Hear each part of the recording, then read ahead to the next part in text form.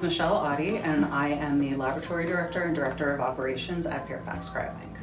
Day-to-day varies. I'm a little all over the place. I'm anywhere from working in the lab with our technical staff doing proficiency, to working with clients for family building questions, to doing media requests and answering questions from interviewers, and also managing our standard operating procedures and compliance.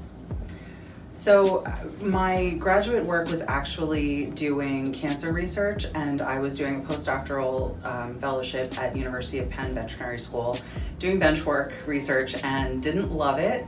I'm not quite cut out for that long term, so I decided I wanted to look for something a little bit more administrative with slightly more gratification in the day-to-day, and Fairfax had opened a location in the Philadelphia area.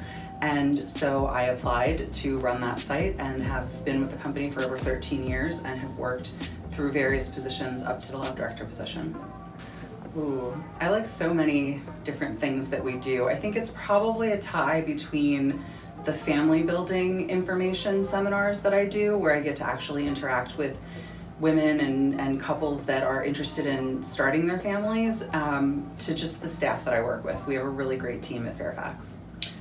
I think in almost any job, I would actually say challenging. The most challenging part is managing people, because everybody's so different and you have to really be in tune with the needs of your staff. Even though it's challenging, I think it's also one of the most fulfilling parts of my job.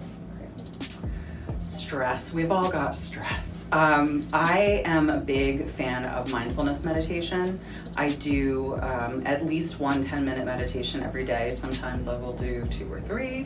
I will try to take a walk midday just to get a break from everything. And I also do things that I enjoy, like I'm trying to teach myself Italian right now, so maybe I'll take a break and take a walk and do a Duolingo lesson or something like that. I'm usually reading and or listening to 1 or 2, maybe 3 books at a time. I'm listening to Middlemarch by George Eliot because I feel like it's a classic that I never listened to or never read. I'm also reading Salt, Fat, Acid, Heat by Chef Nasrat, who did that great Netflix special. It's sort of a how-to on cooking, but I like it because she talks about the chemistry of cooking. So that appeals to the scientist in me. And I'm also reading Elizabeth Gilbert's City of Girls, which is fantastic. Yeah, there's Your Future Family by Kim Bergman, who is a friend of Fairfax. She published her book last year. It's a great guide that covers the process for all different kinds of families and all different kinds of family building. We also offer great resources on our website for different books and web pages. Working for a sperm bank is very interesting, and it's either something that really sparks a lot of conversation or will kill a conversation. I have had some crazy questions over the years, but I think the most shocking to me is always that people assume you could just walk in off the street and be a donor. And I'll sort of prod them and say, well, would you want to use a sperm donor that just walked in off the street? And then I will, of course, go into my spiel about our intense screening process and all of the testing and everything required. So I've been with Fairfax for 13 years now, and it has evolved in that time from who we serve to how we serve our recipients. And I think that in true Fairfax fashion, we're going to continue to evolve to meet the needs of our recipients.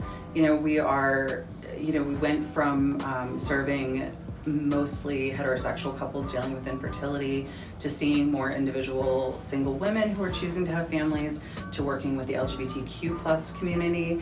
And I think we'll just continue to evolve and change to meet the needs of the people who want to build their families. Yes, this ties right into what I was saying before about Fairfax evolving over time. As more donor-conceived individuals are coming of age and sharing their experience, we are hearing their experience, we are learning from their experience and from the experience of our recipients, and it's clear that donor-conceived individuals want to have the choice to find out more information about their origins. And so we felt that by recruiting and working with ID release only donors, that we would be providing that option to the donor-conceived individuals in the future. I'm going to say there are three things. One thing that sets us apart is really our high quality standard for testing, and the fact that we were founded in the vein of research and intellectual development of Genetics and IVF Institute, that we really value that high quality testing. The second is that we're very mission driven, and that our staff are incredibly competent, proficient, caring people that really care about what we're doing. We really all are invested in the work we do day to day. And the third is just our proven history. You know, we've got over 30 years of successful family building to look back on. Okay.